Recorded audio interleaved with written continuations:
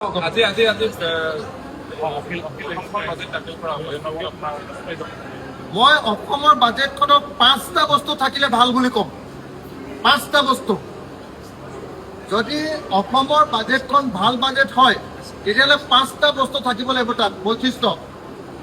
1 number, অসমৰ সকলো পথাৰত বছৰত সকলো সময়তে খেতি কৰিব পৰাকৈ ৰাউণ্ড দ্য ইয়াৰ কাল্টিভেশ্যন কৰিব পৰাকৈ যদি তাত ব্যৱস্থা থাকে, যদি পথাৰৰ সকলোতে পানী দিম বুলি ব্যৱস্থা থাকে, পথাৰবিলাকত মেকানাইজ কৰাৰ মানে ট্ৰেক্টৰ দিয়াৰ ব্যৱস্থা গ্ৰহণ কৰা হয় প্ৰতিখন পথাৰৰ কাৰণে গাঁওবিলাকত, আৰু বছৰৰ সকলো সময়তে খেতি কৰাৰ যদি ব্যৱস্থা থাকে আৰু সেই ব্যৱস্থা থকাৰ লগে লগে তাৰ লগে লগে সেই বস্তুবিলাক ৰাখিবৰ কাৰণে যদি ওচৰৰ পঞ্চায়তত যদি গুদাম বা কোল্ড ষ্টোৰেজৰ ব্যৱস্থা কৰে তেতিয়াহ'লে মই ক'ম যে এইখন হ'ল নাম্বাৰ 1 বাজেট।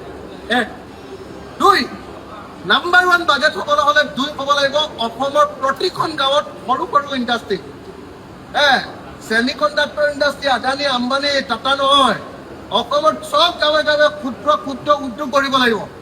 আমাৰ যিবিলাক খেতিয়কৰ বস্তু সেই বস্তুবিলাকৰ পৰা আকৌ নতুনকৈ বস্তু উৎপাদন কৰিবৰ কাৰণে যদি ক্ষুদ্ৰ উদ্যোগ প্ৰতিখন গাঁৱত দিয়ে তেতিয়াহ'লে এইখন হ'ল ভাল বাজেট। 2 টিভি অকল গাঁৱত নহয় টাউনতো, আমাৰ প্ৰত্যেকখন টাউনত এজনো যাতে নিবনুৱা থাকিব নোৱাৰে তাৰ কাৰণে ক্ষুদ্ৰ ক্ষুদ্ৰ উদ্যোগৰ যদি ব্যৱস্থা কৰে তেতিয়াহ'লে এখন ভাল বাজেট। সেইটো 3।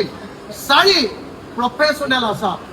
অসমৰ ল'ৰাই 14,000 বা 18,000 গৈ ছিকিউৰিটি গাৰ্ড কৰে, যদি ইয়াত বেটেলিয়নৰ ট্ৰেইনিং দি পঠিয়ায় বোলে মোক মেইনটেনেঞ্চ কেনেকৈ কৰিব লাগে, মোক মেনেজ কেনেকৈ কৰিব লাগে, তো তেতিয়াহ'লে ইয়াত কি হ'ব, আমাৰ তাত ছিকিউৰিটি কৰিবলৈ যোৱা ল'ৰাজনে 14,000ৰ ঠাইত 50,000 দৰমহা পাব। প্ৰফেচনেল কৰি ওলাব অসমৰ প্ৰত্যেকজন মানুহ। প্ৰফেচনেল নকৰি এতিয়া কি অকল বেনিফিচাৰী কৰি প্ৰফেচনেলিজিমটো ধ্বংস কৰি পেলাইছে, অসমীয়া জাতিক বৰবাদ কৰি দিছে। তাৰ বিপৰীতে এখন প্ৰকৃত প্ৰফেচনেল অসম যদি গঢ়াৰ ইয়াত ব্যৱস্থা থাকে তেতিয়াহ'লে মই ভাল বাজেট বুলি ক'ম। আৰু পঞ্চমতে ভাল বাজেট হ'বলৈ হ'লে অসমৰ ভিতৰত গোটেই বজাৰখন কেনেকৈ দখল কৰিব পাৰি, ভাৰতৰ গোটেই বজাৰখন, নৰ্থ ইষ্টৰ মাংসৰ বজাৰ, নৰ্থ ইষ্টৰ মাছৰ বজাৰ, নৰ্থ ইষ্টৰ পাচলি বজাৰখন দখল কৰাৰ যদি কথা থাকে, আৰু চাউথ ইষ্ট এছিয়া অৰ্থাৎ এইফালে আমাৰ ম্যানমাৰ, ভূটান, বাংলাদেশ, আমাৰ থাইলেণ্ড, আমাৰ নেপাল, এইবিলাক দেশৰ এই আমাৰ পূবফালে থকা বজাৰখন যদি দখল কৰাৰ ব্যৱস্থা থাকে তেতিয়াহ'লে মই ক'ম যে এখন ফাৰ্ষ্ট ক্লাছ বাজেট। আৰু নহ'লে এনে যদি নিয়ম মাফি কিবা এখন দিয়ে, মই নিজে আজি এখন বাজেট বনাই লৈ অসমৰ বাজেট কেনেকুৱা হ'ব লাগে মই নিজে বনাই লৈ আহিছোঁ। অসমৰ কেনেকুৱা বাজেট হ'ব লাগে মই নিজে বনাই লৈ আহিছোঁ।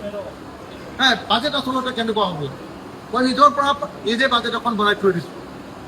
ইহঁতে একো বাজেট চাজেট বনাব নাজানে, গতিকে একচুৱেল বাজেট কেনেকুৱা হ'ব লাগে মই নিজে এখন বাজেট বনাই থৈ দিছোঁ। তো গতিকে মই আশা কৰিম যে এখন ভাল বাজেট হ'ব। কিন্তু যিজন মানুহে আজি বাজেট দিব, বিত্তমন্ত্ৰী, তেওঁ নিজেই যেতিয়া চিণ্ডিকেট মাষ্টৰ, তেতিয়াহ'লে সেইখন কেনেকৈ ভাল বাজেট হ'ব আপোনালোকে কওক।